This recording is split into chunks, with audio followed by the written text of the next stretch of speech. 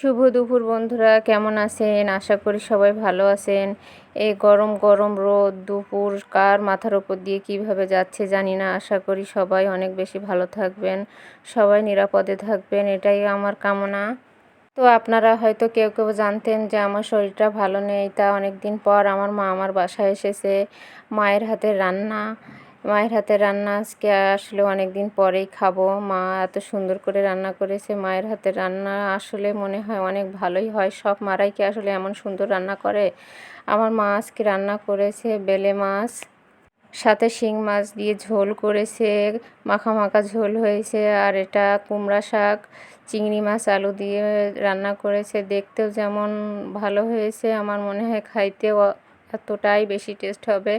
আসলে মারা তো মাই হয়, তাই না? মারা হয়তো অনেক বেশি ভালো রান্না করে।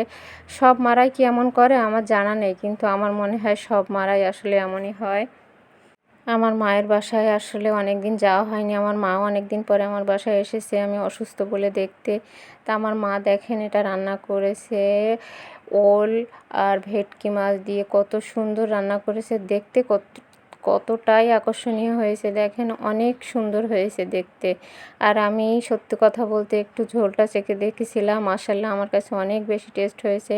আমার মা অনেক বেশি ভালো রান্না পারে, অনেক বেশি কাজে কামে অনেক বেশি দক্ষ, কিন্তু আমার মার শারীরিক হিসেবে আমার মা অনেক বেশি অসুস্থ। আমার মায়ের বয়সটা যেমন, তার থেকে আমার মায়ের শারীরিক অসুস্থতার অনেক অনেক বেশি। তারপরেও তার মেয়ে অসুস্থ বলে সে ছুটে এসেছে। সে আমার জন্য অনেক কষ্ট করতেছে, রান্না বান্না, আমাকে কখন ফল কেটে দেবে, আমাকে কখন কোনটা করতে হবে না। আমি একটু উঠলে সে বলে না না এখন দরকার নেই, এখন ওঠার দরকার নেই, এখন এটা করো না ওটা করো না, যেয়ে শুয়ে থাকো। মা সবটা নিজের মতো করে করতেছে। আমিও বুঝি যে আমার মায়ের অনেক কষ্ট হয়, তবু যাই হোক আমার মায়ের জন্য সবাই অনেক বেশি দোয়া করবেন। আমার বাবা পৃথিবীতে বেঁচে নাই, আমার মাটাই আসলে আমার সব বড় সম্বল। আমার মায়ের জন্য সবাই অনেক বেশি দোয়া করবেন। আমি দোয়া করি পৃথিবীর সকল বাবা মা ভালো থাক, সুস্থ থাক, এটাই আসলে সব থেকে বড় কামনা। আপনারাও সবাই অনেক অনেক বেশি ভালো থাকবেন। আর এই ভিডিওটা যদি ভালো লাগে সবাই লাইক কমেন্ট শেয়ার করে পাশে থাকবেন। আল্লাহ হাফেজ।